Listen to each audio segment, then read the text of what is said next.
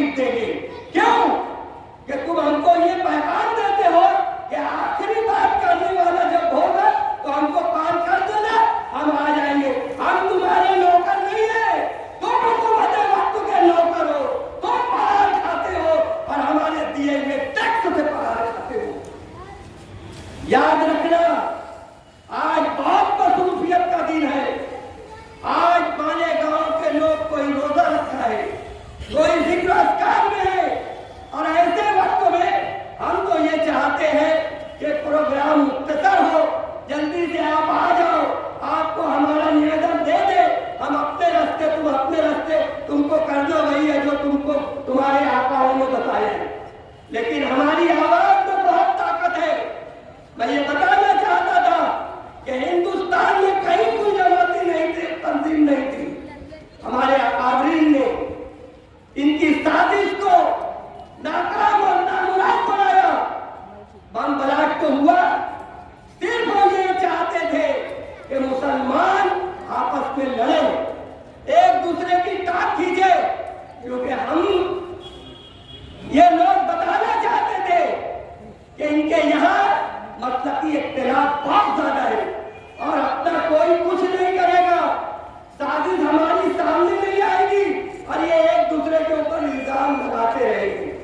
लेकिन अल्लाह जज़ाए खैर से हमारे अकाबरीन को, सारे मसलक को, लोगों को, चाहे वो सिया तंजीम हो, चाहे बोरा तंजीम हो, चाहे जमीयत अहले हदीस हो, जमात इस्लामी हो, चाहे बरेलवी हो, चाहे देवबंदी हो, चाहे अहले सुन्नत हो, जमात हो, चाहे वो किसी बिरादरी से ताल्लुक रखते हो, सबको जोड़कर एक ताकत बनाई और इस ताकत से पूरे महाराष्ट्र नहीं, पूरे हिंदुस्तान में सबक लिया जा रहा है। कहीं औरंगाबाद में बन रही है कुल जमाती विभाग, तो कहीं नासिक में बन रही है, और एक दिन इंशाअल्लाह ताला हिंदुस्तान में, पूरी दुनिया में ये कुल जमाती तंजीम कायम होगी, क्योंकि इसका मकसद एक है, इसका इरादा एक है। कुल जमाती तंजीम गैर मुफाद परस्त, गैर सियासी, कोई काम लाओ चंदा लाओ, यही हमारा धंधा, ये भी उसका काम नहीं है। कहीं हम बंबई जाते हैं या मन्नार जाते हैं या 40 गांव जाएंगे या लश्कर जाएंगे, तो जितने लोग रहेंगे, जो खर्चा होता है आपस में डिवाइड करते हैं। वरना यहाँ पर वो अफराद मौजूद है जो कुल जमाती तंजीम इस बात का ऐलान करती है कि वो यहाँ पर मौजूद है। उनसे पूछे कि जब बम ब्लास्ट को हुआ, हमारे बच्चों की जिंदगी को गायब किया जालिमों तुमने, उनकी आने वाली नस्ल तुमको माफ नहीं करेगी। तो उनके खानदान के लिए हम लोग अगर सफर करते थे तो कभी किसी के घर से एक नया पैसा चंदा नहीं मांगे, बल्कि उनके घर वालों की कुल जमाती तंजीम के अहम मदद करते थे। तो कुल जमाती तंजीम गैर सियासी है। हम किसी सियासी पार्टी से ताल्लुक रखते होंगे, लेकिन जब कुल जमाती तंजीम के पास आते हैं तो हम सिर्फ और सिर्फ कुल जमाती तंजीम के लोग हैं। शहर में बल्कि मुल्क में अमन कायम रहे, भाईचारगी कायम रहे, क्योंकि ये सूफी और संतों का देश है, ये किसी के बाप की जागीर नहीं है। हम ये भी नहीं कहते कि हम लाल किले पे हरा झंडा लगाएंगे, लेकिन हम यह भी हल्फ करते हैं कि लाल किले पर किसी दूसरा तिरंगे के आगे कोई झंडा लगाने नहीं देंगे जब तक एक मुसलमान हिंदुस्तान में बाकी है। कोई ये न सोचे कि ये भगवा तंजीम है, ये फलानी तंजीम है। हर तंजीम को हिंदुस्तानी मुसलमान ने इसको नाबूद कर देगा, ये हमारा हक है, क्योंकि हम एक बड़ी ताकत है हर मकतबे विश्व के लोग को साथ लेकर चलने वालों की। याद रखे, होश के नाखून करो।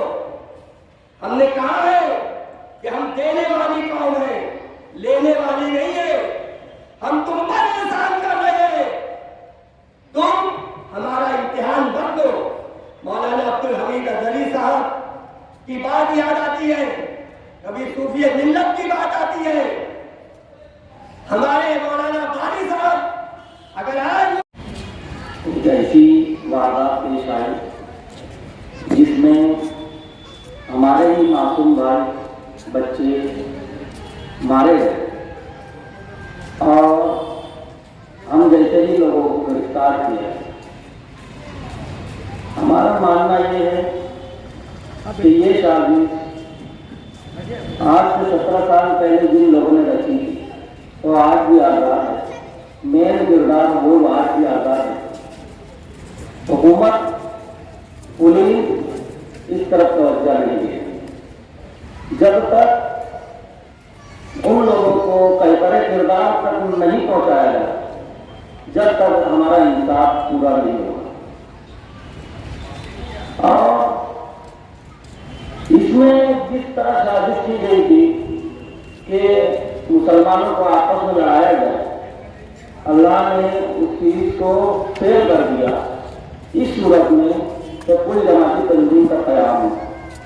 कुल जमाती तंजीम अव्वल वक्त से ये कह रही थी कि जिन लोगों को गिरफ्तार किया गया वो बेगुनाह, असल लोगों को गिरफ्तार किया गया। हम जैसे नौजवानों पर जुल्म उठाया गया, बारहा हमने बताया, और एक झूठा मुकदमा हम पर चलाने की कोशिश की गई। लेकिन अल्लाह ताला ने उन लोगों को उजागर किया जिन लोगों ने ब्लास्ट किया। उन्हीं में से एक शख्स ने कबूल किया असीमा नबी की शक्ल में कि ये ब्लास्ट उन लोगों ने। मेरा ये कहना है कि अगर 2006 बम ब्लास्ट की तहकीकात सही वक्त पर होती तो दीगर ब्लास्ट नहीं होती। उसके बाद हमारे गांव में 2008 में ब्लास्ट हुआ, मोनासा में हुआ, अजमेर ब्लास्ट हुआ, दीगर हैदराबाद में ब्लास्ट हुआ। इसके जिम्मेदार वो लोग हैं जिन लोगों ने असल लोगों को गिरफ्तार किया। हुकूमत इस तरफ ध्यान नहीं दी। अगर हुकूमत और इंतजामिया हमारे हाथ में सही है तो वो आज भी तहकीकात को सही रूप पर डाल के उन लोगों को गिरफ्तार करें जिन लोगों ने ब्लास्ट किया है, और जो लोग ऑलरेडी गिरफ्तार है उनको बेहतर किरदार तक पहुंचाए। जब तक ऐसा नहीं होगा, नाइंसाफियां होते रहेगी तो ये चीजें बढ़ती रहेगी। क्योंकि दहशतगर्द और जो ऐसी वारदात अंजाम देने वाले हैं उनको पुलिस छूट मिल रही है, तो ये शेयर बनते जाएंगे और ऐसी